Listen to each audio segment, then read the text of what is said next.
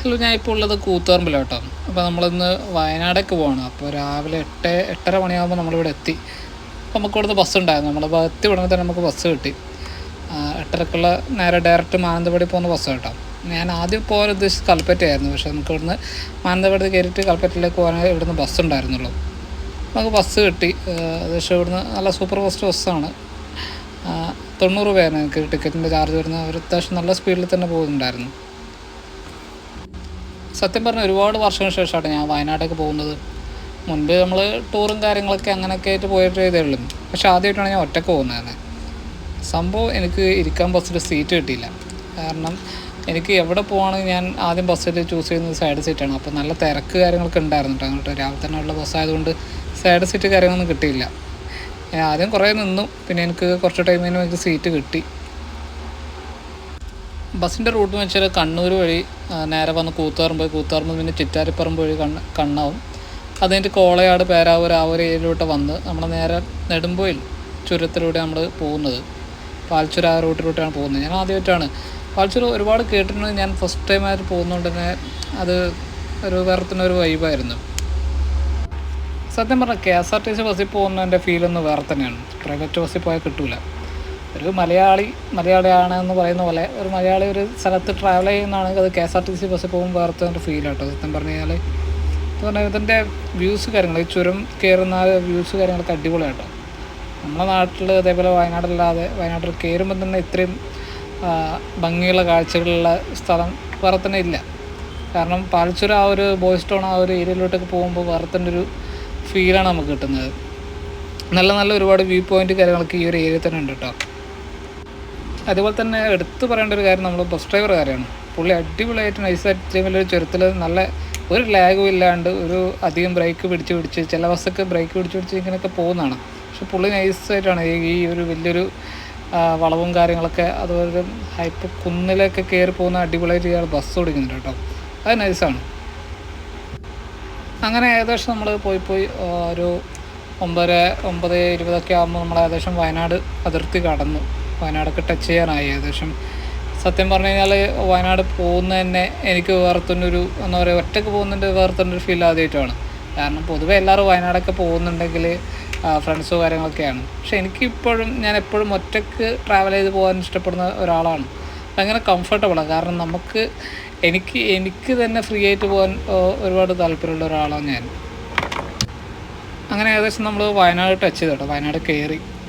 കാരണം വയനാട് കയറുമ്പോൾ തന്നെ നമുക്ക് ആദ്യം മനസ്സിലാവും തേയിലത്തോട്ടങ്ങളൊക്കെ കണ്ടു കഴിഞ്ഞാൽ ഓക്കെ വയനാട് എത്തി നമുക്ക് ഏകദേശം ഉറപ്പിക്കാം.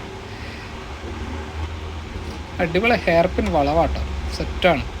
ഞാൻ പറഞ്ഞ പോലെ തന്നെ ബസ് ഡ്രൈവറെ സ്കില്ല് അത് എടുത്ത് പറയേണ്ടത്. പുള്ളി നൈസായിട്ടൊക്കെയാണ് കേട്ടോ വണ്ടിയൊക്കെ എടുത്ത് പോകുന്നത് തന്നെ. സത്യം പറഞ്ഞാൽ ഈ യാത്ര കൊണ്ട് ഒരു വിഷമം മാത്രമേ, എനിക്ക് സൈഡ് സീറ്റ് കിട്ടിയില്ല. അതുകൊണ്ട് മാത്രമേ എനിക്ക് വെഹിക്കിൾ സൈഡിലെ വിഷ്വൽസ് മാത്രം എടുക്കാൻ പറ്റിയില്ല. അല്ലെങ്കിൽ ഞാൻ സൈഡ് വിഷ്വൽസ് മൊത്തം ഞാൻ എടുത്തേനെ. പിന്നെ ഒന്നാമത് എടുത്ത് പറയേണ്ടത് കണ്ണൂരിൽ വരുന്ന ബസ്സാണ്. അപ്പോൾ സൈഡ് സീറ്റ് കാര്യങ്ങളൊക്കെ കിട്ടുന്നതിന് കുറവായിരിക്കും. സീറ്റ് കിട്ടിയതന്നെ വലിയ കാര്യം തന്നെയായിരുന്നു. നമ്മളങ്ങനെ പെരിയ ചുരം കഴിഞ്ഞു കേട്ടോ. ഈ കാണുന്ന റോഡ് കണ്ടോ, ഈ കാണുന്ന റോഡാണ് കഴിഞ്ഞ മഴയത്ത് മൊത്തം ഇടിഞ്ഞു താഴോട്ട് പോയിട്ടുണ്ടായിരുന്നു.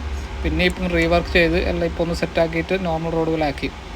ഏകദേശം നമ്മുടെ ഇനി പെരിയ ചുരം കഴിഞ്ഞ് തലപ്പുഴ ആ ഒരു ഏരിയയിലോട്ടാണ് നമ്മൾ കടന്നു പോകുന്നത് കേട്ടോ. സത്യം പറഞ്ഞാൽ ബൈക്കിൽ പോകുന്നവർക്ക് ഏറ്റവും അടിപൊളിയായിട്ട് തോന്നും കേട്ടോ. കാരണം അത്രയും നല്ലൊരു വിഷ്വൽസും എൻജോയ് ചെയ്തിട്ട് നമുക്ക് പോകാൻ പറ്റുന്ന റൂട്ടാണ് ഈ ഒരു വയനാട് റൂട്ടിലോട്ട് വരുന്നത്. ബസ്സിലെല്ലാവരും അത്യാവശ്യം നല്ല ഉറക്കത്തിലാട്ടോ. ഞാനിങ്ങനെ ഉണർന്ന് ആരും കാണാത്ത പിന്നിലൂടെ വീഡിയോസും കാര്യങ്ങളൊക്കെ എടുത്തിട്ട് ഇങ്ങനെ പോകുന്നു. എനിക്ക് തോന്നുന്നു ഏകദേശം ഒരു 10-10:30 മണിയാകുന്നതിൻ്റെ നടുക്ക് നമുക്ക് എന്തായാലും അവിടെ മാനന്തവാടി എന്തായാലും എത്താൻ പറ്റുമെന്ന് വിചാരിക്കുന്നു കേട്ടോ. ഞാൻ എൻ്റെ വണ്ടി സംഭവം അത് കൂത്തുപറമ്പ് ടൗണിൽ വെച്ചിട്ടാണ് വന്നത്. കാരണം എനിക്ക് പിന്നെ വേറെ അത് ഓപ്ഷൻ ഇല്ല. കാരണം മട്ടന്നൂർ വണ്ടി വെച്ചിട്ട് നേരെ കൂത്തുപറമ്പിൽ ചെന്നിട്ട് അങ്ങനെ നടക്കും. കാരണം ഇനിയിപ്പോൾ ഞാൻ എത്താൻ ലേറ്റ് ആയാലും വൈകിട്ട് എത്താൻ ലേറ്റ് ആയാലും എനിക്ക് വണ്ടി എടുക്കാൻ പിന്നെ പറ്റത്തില്ല. ഇപ്പോൾ നമ്മൾ ഏകദേശം വയനാട് ഇങ്ങനെ കയറിക്കൊണ്ടേ ഇരിക്കുകയാണ്. എനിക്ക് തോന്നുന്നു അത്രയേ ഉള്ളൂ. ഒരു 30 മിനിറ്റ് കൊണ്ട് നമുക്ക് മാനന്തവാടി എത്താൻ പറ്റുമെന്ന് വിശ്വസിക്കുന്നു. നേരത്തെ പറഞ്ഞാൽ നമ്മളിപ്പോൾ ഏകദേശം പെരിയ എത്തിയിട്ടുള്ളൂ കേട്ടോ. കാരണം സംഭവം ഞാൻ ആദ്യമായിട്ട് വരുന്നതുകൊണ്ട് എനിക്ക് ഇവിടുത്തെ സ്ഥലം അത്ര വലിയ പരിചയമൊന്നുമില്ല കേട്ടോ. അങ്ങനെ നമ്മൾ ഏകദേശം മാനന്തവാടി എത്താറായ ശേഷം ഇഷ്ടംപോലെ ബസ്സിൽ ആൾക്കാർ കാര്യങ്ങളൊക്കെ ബസ് സീറ്റിംഗ് കപ്പാസിറ്റി ഫുള്ളാണ്.